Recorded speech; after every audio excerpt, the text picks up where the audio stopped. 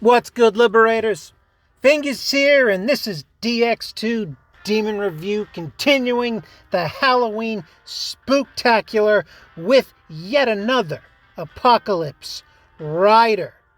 The Fiend, Black Rider, wielder of the scales. One of the four horsemen of the apocalypse.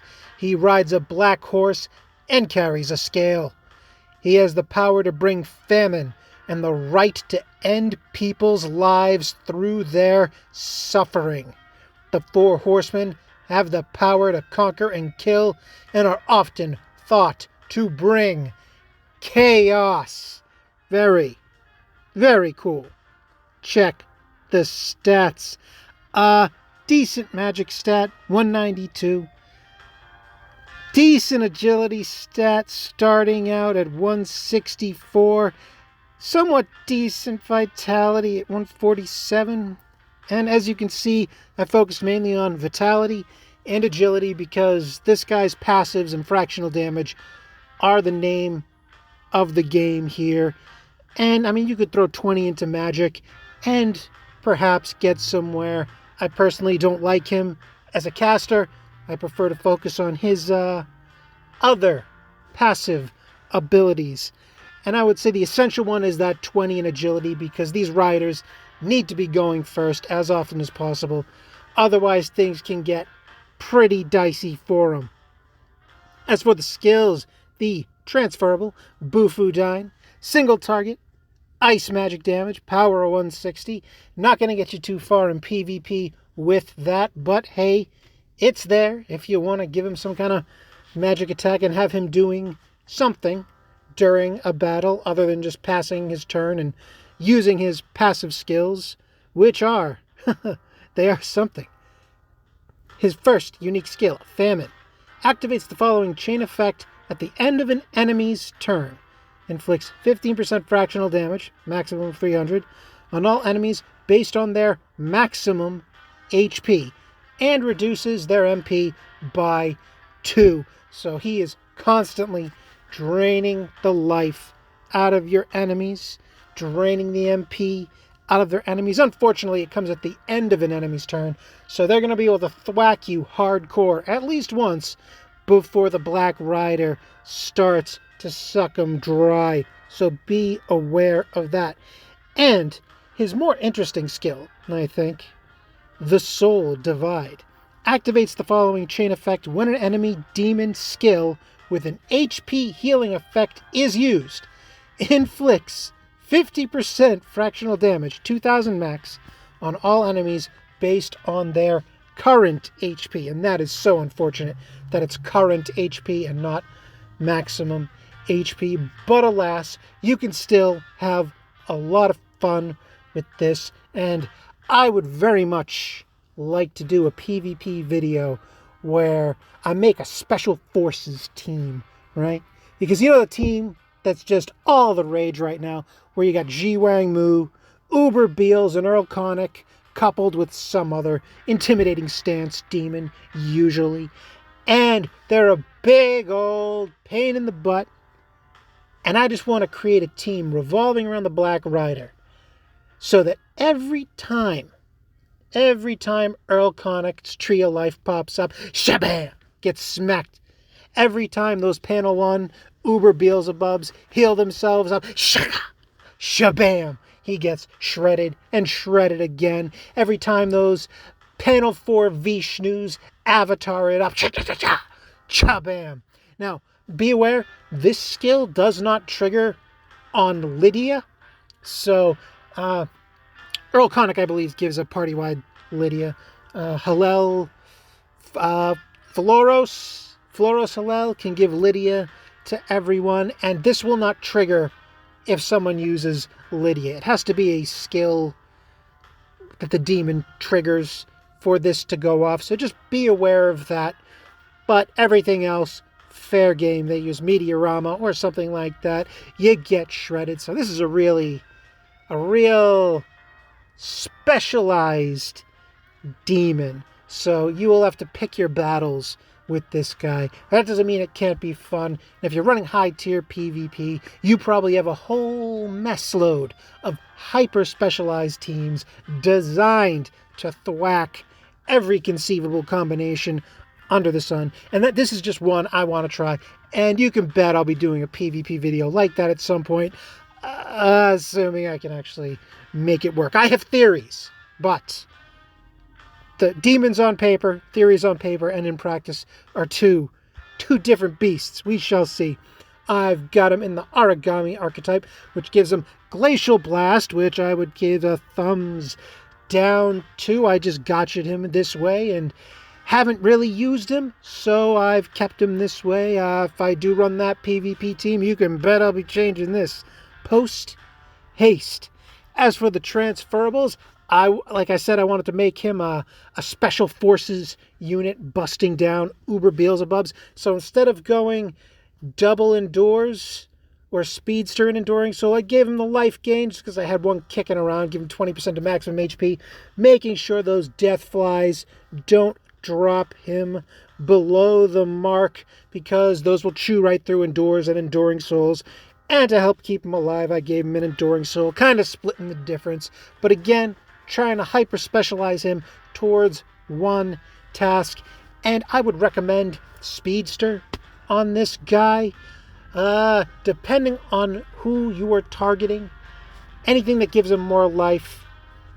And honestly, speed and health. I mean, his special skills, Soul Divide and Famine, which are his primary features, do not require any... They cannot be enhanced in any way.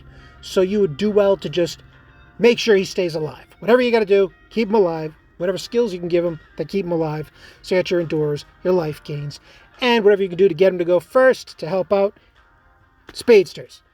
So that's pretty basic, but there it is. He needs the HP. He's got to stay alive, or else he can't. Those passives can't do their work. Unless you can get like an ice survivor on there. That would be great. As for the brands, health brands, speed brands, I can't think of anything much better. But again, like I said, he's a very hyper specialized guy. So if you're using him to bust up certain teams, perhaps a team with Angra on it, and Angra's spitting ailments, you give him the ward brands instead of the speed brands, depending on the situation. Like I said, this guy, he is special forces. He is only useful if your demons are going to be healing. Otherwise, he's just kind of draining 2 MP after your enemy's turn. So they're still going to get that first wave. And that first wave in PvP is basically everything. That first wave is what you want to shut down. The waves after it get wonky. So you really got to focus on when he can be useful, when he can be shutting down demons that have auto-healing effects and whatnot. You can get some great use of this guy off of certain Kiwamis where the bosses heal themselves and then he's shredding them for, what did his Soul Divide cap out? It was 2,000? Yeah, 2,000.